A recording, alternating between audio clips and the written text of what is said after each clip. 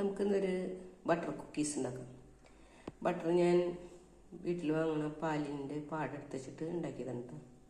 അപ്പോൾ അതിനാവശ്യമായ സാധനങ്ങൾ 1/4 കപ്പ് ബട്ടർ, 1/4 കപ്പ് പഞ്ചസാര, ലേശം വാനില എസൻസ്,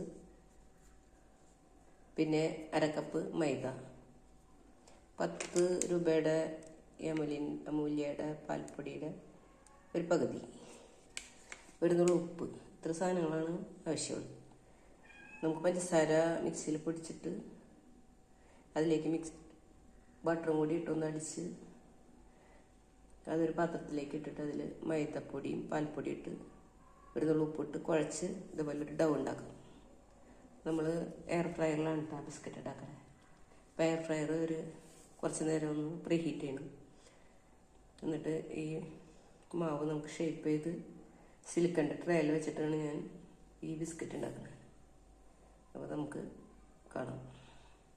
എയർ ഫ്രയറിൽ ഞാൻ ബിസ്ക്കറ്റ് ഷേപ്പ് ചെയ്ത് വെച്ചിട്ടുണ്ട്. ഇനി നമുക്കിത് കുക്ക് ചെയ്തെടുക്കാം. എൻ്റെ എയർ ഫ്രയറാണ് 170 ഡിഗ്രിയിൽ 10 മിനിറ്റ് നമുക്ക് വെച്ച് നോക്കാം. എന്നിട്ട് ആയില്ല എന്നുണ്ടെങ്കിൽ വീണ്ടും വയ്ക്കാം.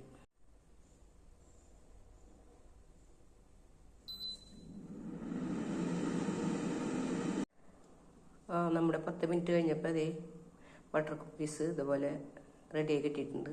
ഇതിന് ചൂടാറിയതിന് ശേഷമേ നമ്മൾ എടുക്കാവൂ, അല്ലെങ്കിൽ ഇതിന് ക്രിസ്പിനെസ് ഉണ്ടാവില്ല. അപ്പോൾ നിങ്ങളിതെല്ലാം ഒന്ന് ട്രൈ ചെയ്ത് നോക്കണം. ഇതിപ്പോൾ എയർ ഫ്രയർ വേണമെന്നൊന്നുമില്ല. ഇതിന് നമുക്ക് ഈ കുക്കറായാലും ഓവനായാലും ഉണ്ടാക്കാം. അടുത്ത സെറ്റ് ഞാൻ ഷേപ്പറിൽ വെച്ചിട്ട് ഉണ്ടാക്കിയത്. അതുമ്പോൾ ഞാൻ കുറച്ച് മത്തൻകുരും വെച്ചിട്ടുണ്ട്.